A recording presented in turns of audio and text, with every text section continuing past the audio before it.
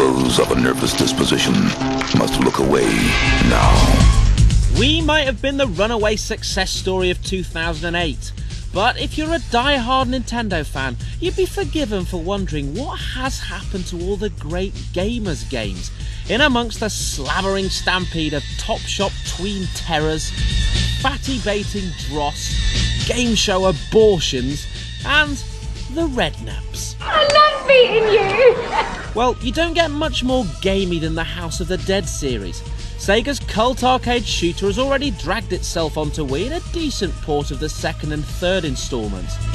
Unfortunately, overfamiliarity rather took the edge off our bloodlust.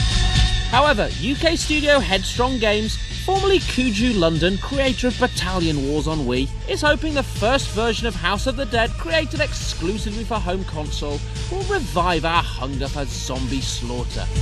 And there's no Nintendo-approved lifestyle family in sight, thank God. We wanted to make House of the Dead Overkill different to the previous titles, and we felt that it needed a distinctive style, and we wanted something which was basically going to appeal to a kind of like a, let's say, a modern audience.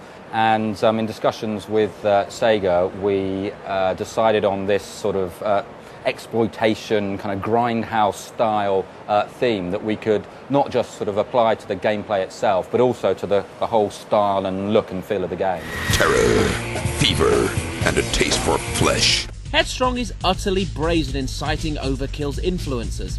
The major one being Robert Rodriguez and Quentin Tarantino's B-movie double bill Grindhouse. They're back to back with a double feature that'll tear you in two.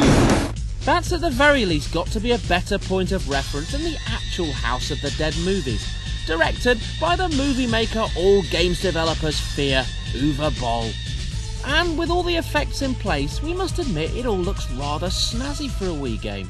I wouldn't say it's been easy to achieve all the effects that we've put into House of the Dead Overkill. We certainly aim to push the envelope of what it's possible to achieve on Wii, given the fact that we've, the studio's got a lot of experience in Wii development, and that we've had some decent time to kind of properly think through the design for the game and so on. I think what we're able to achieve, shows itself. Nevertheless, House of the Dead is still House of the Dead, and despite some memorable excursions for the zombie army over the years, most notably in the ingenious typing of the dead, the core experience remains unchanged.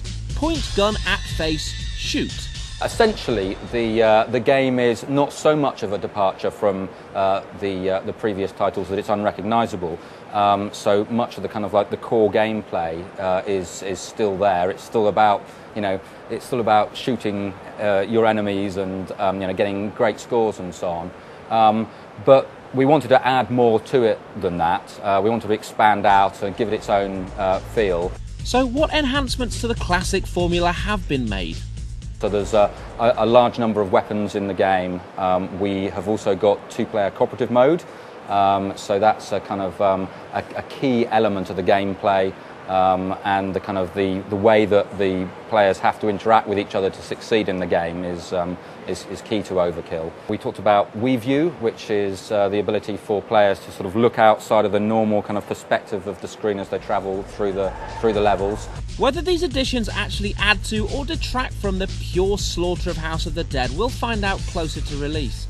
But with Tarantino acting as unofficial style director, we can at least expect even more gore.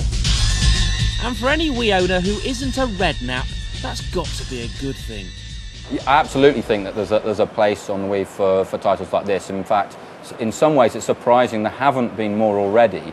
Obviously there's a huge market on the Wii for family titles, and the Wii has been incredibly successful in that part of the market. But it's a games console, and it has a broad demographic, and within that kind of large demographic there's plenty of opportunity for different types of games, and I think actually this will be very welcome to the market. And speaking of very welcome, Overkill just wouldn't be a House of the Dead game without dialogue that would shame a Hollyoaks scriptwriter.